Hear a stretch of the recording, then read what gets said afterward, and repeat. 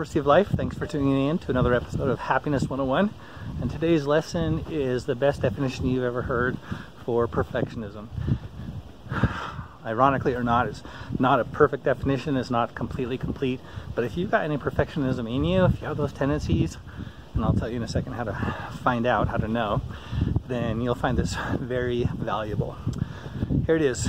The definition for perfectionism is, it's just another way of saying, I am afraid. I'm a coward, and I believe that if I have any flaws, if anybody sees any imperfection, if I sound dumb, or my hair's not perfect, I don't look great and it's perfectly attractive, then people won't love me. They can't love me. That's kind of what it comes down to. Now, I know you know better than that. I know that you know that that is not a perfect way to think and feel and live, but we kind of get stuck in it, right? And if you're surrounded by people who only do love you when you're perfect, then baby, that ain't love.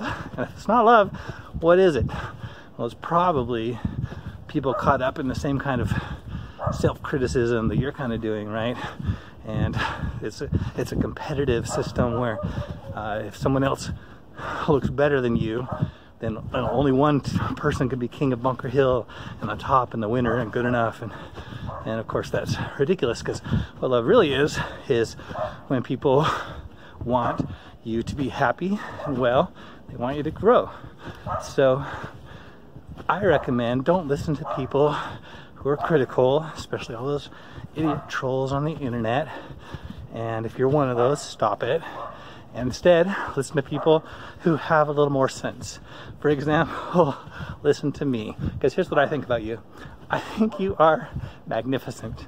I think you're beautiful, and I mean that. And you might think, how can you think that? You never met me. Well, if I did meet you, I bet that's exactly what I think. So I'm going to give you 2 homeworks to help break some of those perfectionistic habits, if you've got them. Break free of those old thoughts that you've been taught by other people around you and ingrained in. The first one is to do something wrong. And by this, I don't mean do something harmful to yourself or anyone else. Just do something flawed, you know, just something imperfect. Go to the grocery store not looking great and realize who cares. The second homework is when you see other people do something imperfect, let it go. Don't focus on that. Instead, look for their value, you know, because one of the best ways to learn to see your value better is to practice seeing it in other people. I'll give you some practice. In fact, I've been giving you some practice this whole video, because you might be thinking, what is he doing jumping on the trampoline while talking? This is really stupid. Great, you're right, but don't focus on that, right? Get past it. Here, I'll make it even worse. When you do something wrong, you practice not being perfect, being okay. The purpose for that is so you can learn that you can take a fall and you can just bounce right back up. It's not really a big deal.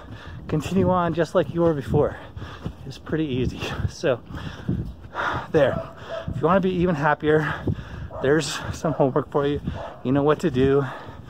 Good luck and live smart, live happy. See you next time.